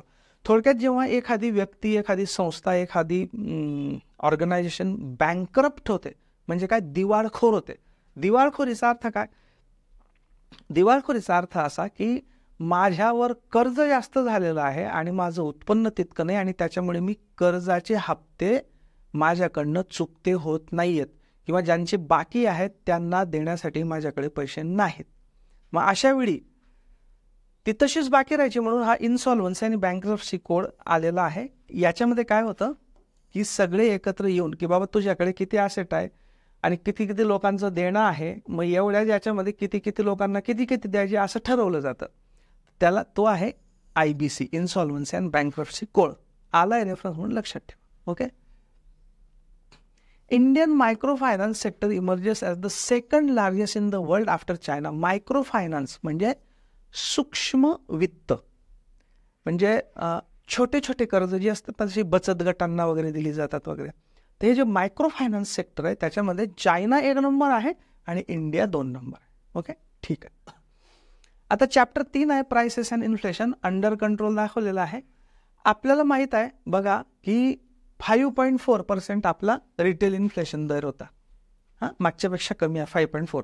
आणि ह्या फायनान्शियल इयर 24मध्ये 5.4 आहे. हे लक्षात ठेवा. फक्त 3 वेळा रिपीट झाला तर लक्षात राहील.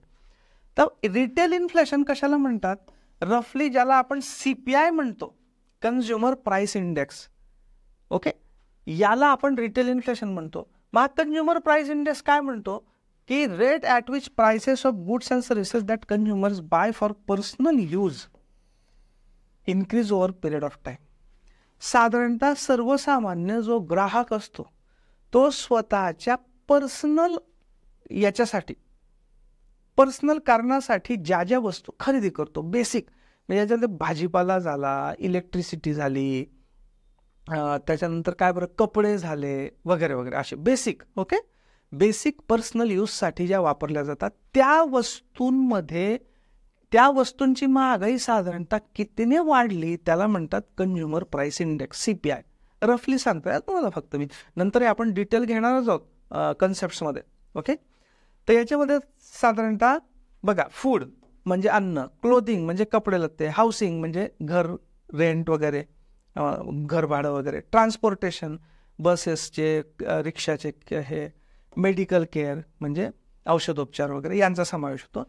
याला मिळून या गोष्टींमध्ये महागाई किती वाढली त्याला म्हणतो आपण कन्झ्युमर प्राइस इंडेक्स. हे वेगवेगळ्या 4 प्रकारचे असतात. कारण बघा सगळ्याच लोकांच्या या बेसिक पर्सनल गरजा सेम नसतात. म्हणजे उदाहरणार्थ एखादी खूप श्रीमंत फॅमिली असेल तर तिच्या पर्सनल गरजा पण जास्त असतील, पण एखादा बिचारा गरीब वर्कर असेल त्याच्या पर्सनल गरजा खूप कमी असेल. म्हणून 4 वेगवेगळे हे काढले जातात कन्झ्युमर प्राइस इंडेक्स, म्हणजे ग्राहक किंमत निर्देशांक. ओके, सो CPI ग्राहक किंमत निर्देशांक, कन्झ्युमर प्राइस इंडेक्स. हा एक इंडस्ट्रीयल वर्कर म्हणजे औद्योगिक कामगारांसाठी एक वेगळा काढला जातो. ॲग्रिकल्चर लेबरर म्हणजे शेतीमधील मजूर यांच्यासाठी वेगळा काढला जातो. रुरल लेबरर म्हणजे नुसत्या शेतीतला नाही पण जनरल ग्रामीण भागातला मजूर त्याच्यासाठी वेगळा काढला जातो. आणि अर्बन नॉन मॅन्युअल एम्प्लॉईज म्हणजे जे मॅन्युअल काम करत नाहीत पण इतर काम करणारे कर्मचारी त्यांच्यासाठी वेगळा काढला जातो. असे 4 प्रकारे काढले जातात. ओके, ठीक आहे. हा CPI साठी जो बेस वापरला जातो तो बेस सध्या वापरला जातो 2012. आणि या इकॉनॉमिक सर्वेमध्ये एका पॅरेग्राफमध्ये असं आलेलं आहे की बाबा हा जो 2012चा बेस आहे हा 2024 करण्यासाठी पावलं उचलली जातात. पण मग आता लक्षात ठेवा की जो CPI कॅल्क्युलेट केला जातो तो कोणत्या बेसवर कॅल्क्युलेट केला जातो? 2012. GDP सध्या कशावर कॅल्क्युलेट केला जातो? Constant prices 2011-12. हे पण चेंज करायचं चाललेलं आहे, त्यासाठी एक एक्सपर्ट कमिटी नेमली बघ. ओके, सो CPI मोजला जातो 2012 आणि तो 24 करण्यासाठी हालचाली चालू आहेत. Okay, right. ओके, हे याच्यातलं बाकी काही महत्त्वाचं नाही. Food inflation stood at 6.6%. Overall retail inflation म्हणजे किरकोळ महागाई निर्देशांक 5.4% होता, आपल्याला माहीतच आहे. त्याच्यात पुन्हा जर नुसते फूड आयटम घेतले म्हणजे आपण इथे बघितलं ना जो CPI असतो, CPI मध्ये बघा फूड असतं, क्लोदिंग म्हणजे कपडे वगैरे वगैरे, याच्यातलं नुसते फूड आयटम जर घेतले ना तर त्याचा महागाई निर्देशांक मात्र जास्त होता, 6.6% फूड इन्फ्लेशन. ओके, हे लक्षात ठेवा. ओके,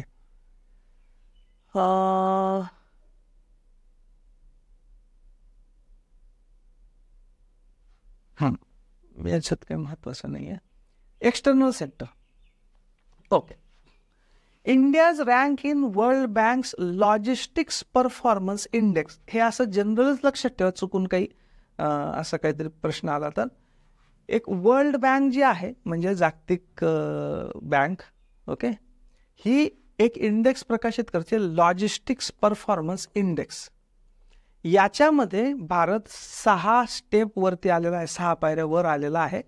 तो 2018 मध्ये 44व्या स्थानावर होता, 2023 मध्ये तो 38व्या स्थानावर आलेला आहे. एकूण 139 पैकी 38व्या स्थानावर आहे, एवढं लक्षात ठेवा. आता लेटेस्ट ना, 18 मध्ये तो 44व्या स्थानावर होता.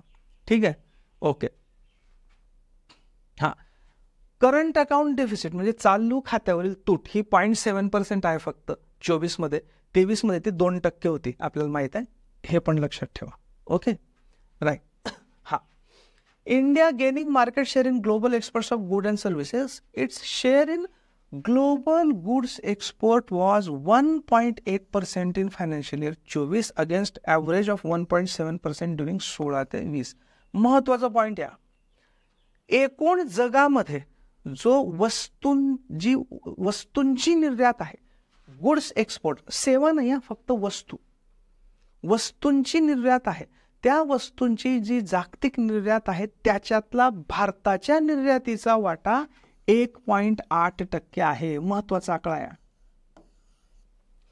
आणि साधारणतः 2016 ते 2020 या कालावधीमध्ये तो 1.7% होता, म्हणजे 0.1% ने वाढलेला आहे. 0.1% ने वाढ पण बरीच असते. सो थोडक्यात लक्षात ठेवा की जनरल विचारलं तर 1.7% आहे आणि फायनान्शियल इयर 24 मध्ये तो 0.1 ने वाढून 1.8% झाला आहे. म्हणजे जगाच्या वस्तूंच्या निर्यातीमध्ये भारताचा वाटा हा 1.8% झालेला आहे. ओके, त्याच्यातले जर सर्व्हिस एक्सपोर्ट्स घेतले, हे काय होतं, गुड्स एक्सपोर्ट्स म्हणजे वस्तूंची निर्यात, सेवांची निर्यात जर घेतली तर 4.9% वाढ झालेली आहे. हा वाटा नाही बरं का मित्रांनो, इथे त्यांनी वाटा दिलेला आहे, इथे मात्र वाढीचा दर दिलेला आहे, इथे वाटा नाही दिलेला, एवढं लक्षात ठेवा. सो सर्व्हिस एक्सपोर्ट्स म्हणजे सेवांच्या निर्यातीतली वाढ ही 4.9% आहे. ठीक आहे, ओके. भारतात सगळ्यात जास्त टॉप रेमिटन्सेस हे आपण बघितलं, $120 बिलियन हे आपण बघितलेलं आहे. या संदर्भाने एक वर्ल्ड बँकेचा पण रिपोर्ट आहे, त्याच्यात 125 बिलियन दाखवलेले आहेत, पण आता आपण 120 बिलियन लक्षात ठेवायचे, कारण इकॉनॉमिक सर्व्हेमध्ये 120 बिलियन आहेत. तर संपूर्ण जगामध्ये भारत टॉपला आहे. कशाच्या बाबतीत? भारतात परदेशातून येणारा पैसा, ओके, म्हणजे भारतीय नागरिकांनी तिथून पाठवलेला पैसा, असं रफली. सो त्यात भारत 1 नंबर आहे. 2 नंबरला आहे मेक्सिको, 3 नंबरला आहे चीन आणि 4 नंबरला आहे फिलिपाईन्स. ओके, जनरल लक्षात ठेवा. सो 1 नंबरला भारत आणि किती, $120 बिलियन. ओके. 2 नंबरला मेक्सिको, 2 नंबरला चीन नाही, लक्षात ठेवा, मेक्सिको आहे. 3 नंबरला चीन आहे आणि 4 नंबरला फिलिपिन्स. ओके, ठीक आहे. हा आकडा पण लक्षात ठेवा. External debt to GDP ratio 18.7% आहे मार्च 24ला. म्हणजे काय मित्रांनो, भारताचं जे बाह्य कर्ज आहे, एक्सटर्नल डेट म्हणजे बाहेरचं जे कर्ज आहे भारतावर, त्याचं GDPशी जे गुणोत्तर आहे हे बरंच आहे, 18.7%. म्हणून वारंवार बघा, तुम्ही बघत असेल ना, भारतावर इतकं कर्ज आहे, इतके लाख कोटी वगैरे वगैरे ते बोललं जातं ते. सो हा जो रेशो आहे काय, external debt to GDP ratio, म्हणजे एक्सटर्नल डेट म्हणजे बाह्य कर्ज, त्याला जर GDPने भागलं आणि गुणिले 100 केले तर 18.7% एवढं येतं. So 18.7% external debt to GDP ratio, जरूर लक्षात ठेवा. ओके, हे 6 फोकस एरियाज आपण ऑलरेडी बघितले आहेत बघा, अमृतकाल मधले 6 फोकस एरियाज, त्यामुळे तुम्ही रिपीट करत नाही. क्लायमेट चेंजच्या बाबतीत हे आपण ऑलरेडी बघितलं की भारतातली जी टोटल इलेक्ट्रिसिटी जनरेट होते त्याच्यात जीवाश्म इंधन सोडून दुसऱ्या इंधनांनी तयार होणारी इलेक्ट्रिसिटी आता 45.4% आहे. हे आपण ऑलरेडी बघितलेलं आहे, त्यामुळे रिपीट करत नाही. Okay. Country has reduce the emission intensity of its GDP from 2005 level by 33%. Okay, म्हणजे जे टोटल इमिशन असतं, इमिशन इंटेन्सिटी हा शब्द आलेला आहे म्हणून तो थोडक्यात सांगून देतो. इमिशन इंटेन्सिटी, मी इंग्लिशमधलाच शब्द सांगेल तुम्हाला, इंग्लिशमध्येच बघायचं. इमिशन इंटेन्सिटी म्हणजे काय, जे टोटल ग्रीन हाऊस गॅसेस आहेत, म्हणजे भारतामधून सोडले गेलेले green house gases. Green house gases म्हणजे तुम्हाला माहित आहे की ज्याच्याने तो ग्रीन हाऊस इफेक्ट होतो, म्हणजे तापमान वाढतं पृथ्वीचं वगैरे वगैरे. असे जे ग्रीन हाऊस गॅसेस आहेत हे भारतातनं किती टन सोडले गेले भारताच्या जॉग्राफिकल एरियामधनं ते, आणि त्याला भागायचं आपल्या GDPने. सो ग्रीन हाऊस गॅसेसचं प्रमाण भागिले GDP याला म्हणतात इमिशन इंटेन्सिटी. तर बघा की 2005 ते 2019 मध्ये साधारणतः भारताचा GDP वाढलेला आहे 7% दराने, पण जे ग्रीन हाऊस गॅसचं इमिशन आहे, म्हणजे जे ग्रीन हाऊस गॅस सोडले जातात त्यांचं मात्र फक्त 4% वाढलेलं आहे. म्हणजे काय की भारताची ही जी इमिशन इंटेन्सिटी आहे ती 33% कमी झालेली आहे. 33% कमी झाले. म्हणजे भारत जी प्रगती करतो आहे ती प्रगती करताना पूर्वी जितके ग्रीन हाऊस गॅसेस सोडायचा त्याच्यापेक्षा 33% कमी ग्रीन हाऊस गॅसेस सोडताय, असा त्याचा अर्थ होतो. म्हणजे याचा अर्थ भारताचे GDP वाढताना पर्यावरणाला जास्त हानी पोचत नाहीये, किंवा हानी पोचण्याचं प्रमाण आता 33% कमी झालंय, असं त्याचा अर्थ. ओके, ठीक आहे. भारताने याच्यासाठी अनेक वेगवेगळ्या मिशन लॉन्च केलेले आहेत. त्याच्यातलं एक मिशन आहे कोल गॅसिफिकेशन मिशन. आता हे जे मिशन आहे हे नॅशनल मिशन आहे. कोल गॅसिफिकेशन मिशनचा उल्लेख आलाय म्हणून थोडक्यात सांगून देतो. हे नॅशनल मिशन आहे. याचं टार्गेट आहे की 100 मिलियन टन, मेट्रिक टन नाही, मिलियन टन. 1 मिलियन म्हणजे किती, 1 मिलियन म्हणजे 10 लाख. सो असे 100 मिलियन टन कोलचं गॅसिफिकेशन करायचं 2030 पर्यंत. Okay, so Coal gasification mission मध्ये काय लक्षात ठेवा ना, काय लक्षात ठेवाल तुम्ही, नंबर 1 की टार्गेट काय, 100 मिलियन टन कधीपर्यंत, 2030 पर्यंत. ओके, तर या कोल म्हणजे जो कोळसा असतो त्याचं ऑक्सिडीकरण केलं जातं, पार्शल म्हणजे अंशतः ऑक्सिडीकरण केलं जातं. कशामध्ये, एअर म्हणजे हवा, ऑक्सिजन, स्टीम किंवा कार्बन डायऑक्साईड. ओके, ठीक आहे, राईट. सो त्याच्याने काय होतं की बेसिकली प्रदूषण कमी होतं. हे मिशन आहे, राईट. याच्यात अजून एक उल्लेख आलेला आहे सॉव्हरेन ग्रीन बॉन्ड्स. असा उल्लेख आहे की government issued sovereign green bonds amounted to 16,000 कोटी इन जानेवारी-फेब्रुवारी 23, आणि त्याच्यानंतर पुन्हा 20,000 कोटी ऑक्टोबर-डिसेंबर 23 मध्ये. म्हणजे 23 मध्ये 16,000, 36,000 कोटीचे ग्रीन सॉव्हरेन बॉन्ड्स इश्यू केले. हे ग्रीन सॉव्हरेन बॉन्ड काय आहेत, तर जो केंद्र सरकारचा अर्थसंकल्प 2022-23चा अर्थसंकल्प होता, याच्यामध्ये अर्थमंत्र्यांनी घोषणा केली या सॉव्हरेन ग्रीन बॉन्ड्सची.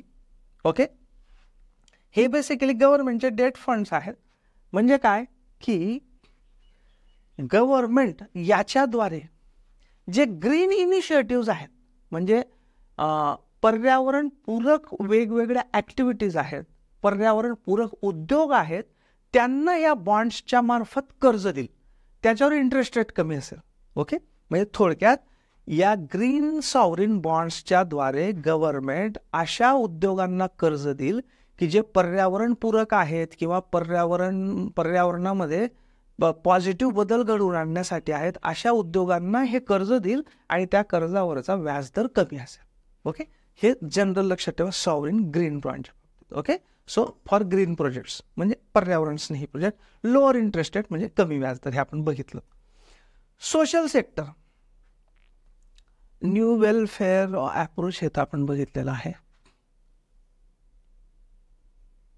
हा बघा, 2018 ते 2024 हा जर कालावधी घेतला 6 वर्षाचा, तर GDP वाढीचा दर साधारण होता 9.5%, कंपाऊंडेड ॲन्युअल ग्रोथ रेट म्हणतो आपण त्याला.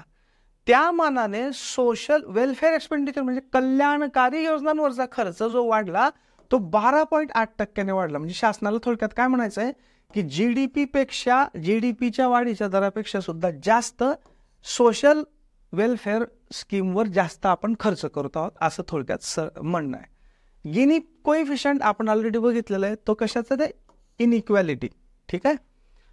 नाव हा जो गिनी कोइफिशियंट आहे जो विषमता दाखवतो, गिनी कोइफिशियंट जास्त म्हणजे विषमता जास्त आणि गिनी कोइफिशियंट कमी म्हणजे विषमता कमी. तर इट हॅज डिक्लाइन फ्रॉम, बघा जर रूरल घेतलं म्हणजे ग्रामीण भाग घेतला तर तो पूर्वी 0.283 होता, आता तो 0.266 आहे, म्हणजे 0.26 लक्षात ठेवा साधारणतः गिनी कोइफिशियंट. कशासाठी? रूरलसाठी, म्हणजे ग्रामीण भागासाठी.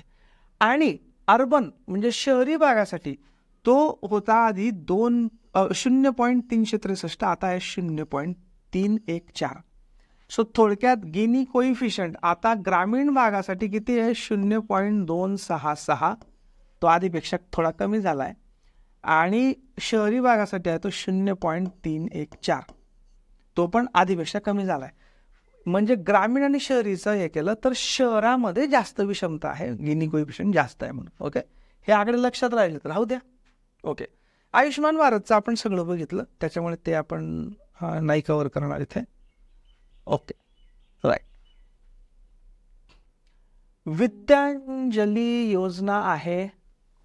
विद्यांजली योजना लक्षात ठेवा, याच्यामध्ये एज्युकेशनल एक्सपिरियन्सेस विद्यार्थ्यांचे एनहान्स करण्यासाठी 1.44 कोटी स्टुडंट्सला याचा फायदा झालेला आहे. जनरल लक्षात ठेवा, फार महत्त्वाचं मला तरी वाटत नाही, म्हणजे परीक्षेच्या अँगलने विद्यार्थ्यांसाठी महत्त्वाचं आहे, परीक्षेच्या अँगलने वाटत नाही फारसं.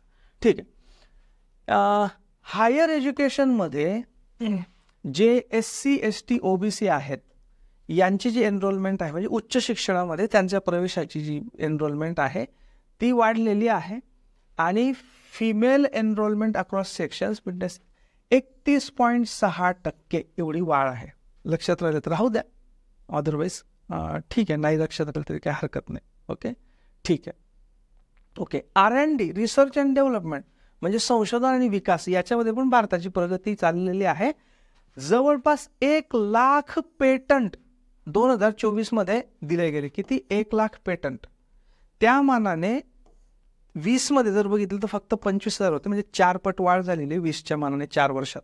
सो साधारणतः 2024 मध्ये किती पेटंट्स दिले गेले? 1,00,000 पेटंट्स. ठीक आहे. ओके,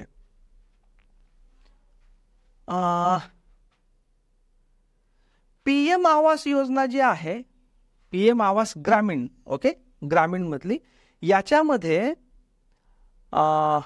मागच्या 9 वर्षांमध्ये म्हणजे 10 जुलै 2024 पर्यंत मागच्या 9 वर्षांमध्ये 2.63 कोटी घरं बांधली गेली आहेत. किती? 2.63 कोटी घरं PM आवास ग्रामीण मध्ये. ओके, राईट, ठीक आहे. ग्राम सडक योजनेमध्ये 15.14 लाख किलोमीटर रोड तयार केले गेलेले आहेत. लक्षात राहिलं तर राहू द्या, तसा आकडा लक्षात ठेवायला सोपा आहे. 15 आणि 14, 15.14, 15-14 किंवा 14-15 उलट करून. ठीक आहे. ओके, ठीक आहे. Employment and skill development. Unemployment rate declining to 3.2% in 22-23. शासनाचं म्हणणं आहे की मागच्या 6 वर्षांमध्ये बेरोजगारीच्या दरामध्ये बऱ्यापैकी घट झालेली आहे आणि 22-23 मध्ये बेरोजगारीचा दर 3.2% होता, असं इकॉनॉमिक सर्व्हेचं म्हणणं आहे. अर्थात याच्यावर अनेक वादविवाद आहेत, वेगवेगळ्या संस्थांचे वेगवेगळे आकडे आहेत. काही जणांचं म्हणणं आहे की हे जे 81 कोटींना आपण फ्री अन्नधान्य देतोय हे पण एक प्रकारे बेरोजगारच आहेत, ते काउंट करायला पाहिजे वगैरे. वादविवादाचा भाग सोडून द्या. शासनाच्या इकॉनॉमिक सर्व्हेनुसार बेरोजगारीचा दर 22-23 मध्ये किती होता? 3.2%. ओके. PLFS म्हणजे पेरियडिक लेवल फोर्स सर्व्हे जो आहे, याच्यानुसार जवळपास 45% जो रोजगार आहे तो आहे ॲग्रिकल्चरमध्ये, 11.4% आहे मॅन्युफॅक्चरिंग म्हणजे उद्योगामध्ये, आणि 28.9% आहे सर्व्हिसेसमध्ये, आणि 13% आहे कन्स्ट्रक्शनमध्ये. मित्रांनो, हा जरूर लक्षात ठेवा. कृषीमध्ये किती? वर्कफोर्स, म्हणजे जे रोजगारक्षम लोक आहेत ते कुठे काम करतायत? कृषीमध्ये 45%, उद्योग किंवा औद्योगिक म्हणजेच मॅन्युफॅक्चरिंगमध्ये किती? 11.4%. सेवा क्षेत्रामध्ये 28.9%, म्हणजे जवळपास 29. आणि कन्स्ट्रक्शन म्हणजे बांधकाम क्षेत्रामध्ये किती? 13%. किमान ॲग्रिकल्चर, सेवा क्षेत्र आणि उद्योग क्षेत्र जरूर लक्षात ठेवा. 45% म्हणजे उलट निम्मेला थोडंसं कमी हे ॲग्रिकल्चरमध्ये. ओके, ठीक आहे.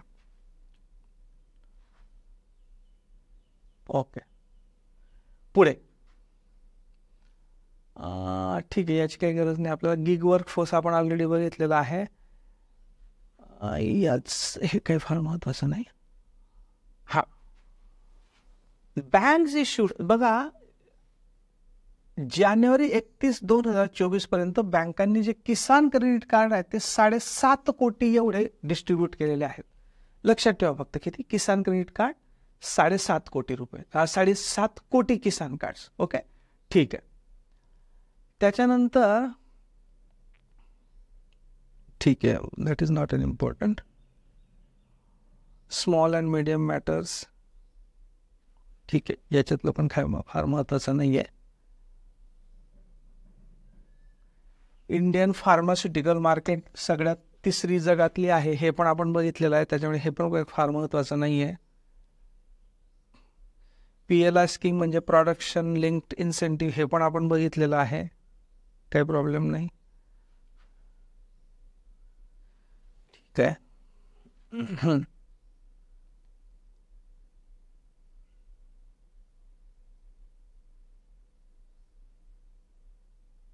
हां, राईट. बघा, आपण याच्या आधी बघितलं होतं की जो एकूण जगाचा एक्सपोर्ट आहे, जगाची निर्यात आहे, त्याच्यातला वस्तूंची जी निर्यात आहे त्याच्यामध्ये भारताचा वाटा 1.8% झालेला आहे. तो पूर्वी 1.7% होता. आणि सर्व्हिसमध्ये तिथे दिलेलं नव्हतं, फक्त इम्प्रुव्हमेंटचा रेट, ग्रोथ रेट दिला होता. इथे आलेलं बघा, India services exports constitute 4.4% of the world's commercial services export in 2022. Very very important. So संपूर्ण जगाचा जो व्यापारी सेवा निर्यात आहे संपूर्ण जगाची, त्याच्यातल्या भारतातल्या सेवांचा निर्यातीचा वाटा आहे 4.4%. ओके, म्हणजे हा पण मिळून गेला आपल्याला आता. सो वस्तूंच्या व्यापारामध्ये भारताचा वाटा किती? जागतिक व्यापारामध्ये 1.8%. आणि सेवांच्या व्यापारामध्ये भारताचा वाटा किती? सेवांच्या निर्यातीमध्ये भारताचा वाटा 4.4%. ओके, ठीक आहे. ओके, आता जो भारताचा सर्व्हिस एक्सपोर्ट्स आहे, ते सेवांचा निर्यात आहे, याच्यामध्ये 73% वाटा हा फक्त कॉम्प्युटर सर्व्हिसेसचा आहे. जसं मी म्हटलं ना तुम्हाला, कॉल सेंटर्स, BPOज, सॉफ्टवेअर सर्व्हिसेस वगैरे वगैरे, याचा मेजर वाटा आहे. सो जे सेवांचा निर्यात आहे त्यातले 73% नुसते कॉम्प्युटर सर्व्हिसेसचे आहेत. ओके, ठीक आहे. India share in digitally delivered service exports globally increase to 6%. जसा वस्तूंच्या निर्यातीमध्ये 1.8%, सेवांच्या निर्यातीमध्ये 4.4%, डिजिटली डिलिव्हर्ड सर्व्हिसेस म्हणजे जे डिजिटली जे सर्व्हिसेस दिल्या जातात त्याच्यामध्ये भारताचा वाटा आहे जगात 6%. ओके, सो हे लक्षात ठेवायला हरकत नाही. ओके, याची काही गरज नाही, याची काही गरज नाही. हां, overall teledensity, number of telephones per 100 population in India increase from 75.2% in March 14 to 85.7% in March 2024. Teledensity म्हणजे दर 100 पॉप्युलेशन मागे किती टेलिफोन्स आहेत, हे आत्ता किती आहे याचं पर्सेंटेज? 85.7. ओके, म्हणजे दर 100 पॉप्युलेशन मागे किती टेलिफोन आहेत? 85.7 टेलिफोन आहेत. याला म्हणतात टेलिडेन्सिटी. तर हे जरूर लक्षात ठेवा. ओके, ठीक आहे. ऑप्टिकल फायबर केबलची काही लक्षात ठेवायची गरज नाही. ठीक आहे, याची पण काही गरज नाही. हां, नॅशनल हायवे कन्स्ट्रक्शन दर दिवशी 34 किलोमीटर होतं, हे आपण बघितलेलंच आहे, त्यामुळे ते आपण रिपीट नाही करणार. 21 एअरपोर्ट्सचे नवीन टर्मिनल झाले, याची पण परत काही गरज नाही. हां, India's rank in international shipment category in the World Logistic Performance Index has improved to 22nd from 44th. बघा, पुन्हा वर्ल्ड बँक लॉजिस्टिक इंडेक्स आपण एकदा बघितलंच आहे जनरल, ओके. त्याच्यात जी इंटरनॅशनल शिपमेंट कॅटेगरी आहे, आता बघा वर्ल्ड लॉजिस्टिक परफॉर्मन्स इंडेक्स मध्ये जो भारताचा हे होता, एकच मिनिट आपण बघून घेऊ ते एकदा.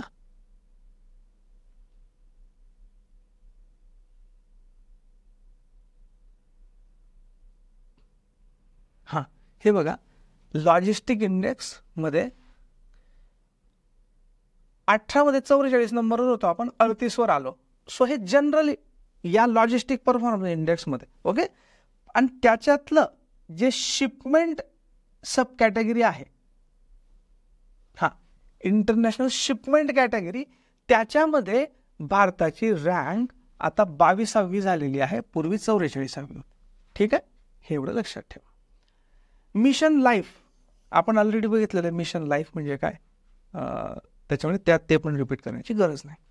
सो मित्रांनो, हे होते इकॉनॉमिक सर्वे 2024 मधले महत्त्वाचे पॉईंट्स. ही PDF मी टेलिग्रामवर शेअर करणारच आहे. याच्या व्यतिरिक्त सुद्धा तुम्हाला अधिक माहिती पाहिजे असेल तर मी टेलिग्राम चॅनलवर सगळ्याचा सगळा इकॉनॉमिक सर्वे सुद्धा शेअर केलेला आहे. अजून काही समरीज वगैरे मी शेअर करेल, ओके. सो हे जरूर बघून ठेवा आणि व्हिडिओ कसा वाटला ते जरूर कळवा कॉमेंट्सवर. याच्यासाठी की यासारखे व्हिडिओ मी पुन्हा बनवावेत की नाही बनवावेत हे मला कळावं, एवढ्यासाठी. बाकी मला तसं काही लाईक्स किंवा याची कॉमेंट्सची काही गरज नाही, कारण सगळं फ्रीच आहे. पण तुमच्या कॉमेंट्सनं मला एवढंच कळतं की तुम्हाला कशाची गरज आहे, जेणेकरून तुम्हाला ज्याची जास्त गरज आहे ते मला देता यावं, हा त्याच्यामागचा उद्देश. Okay, so thank you very much and all the best.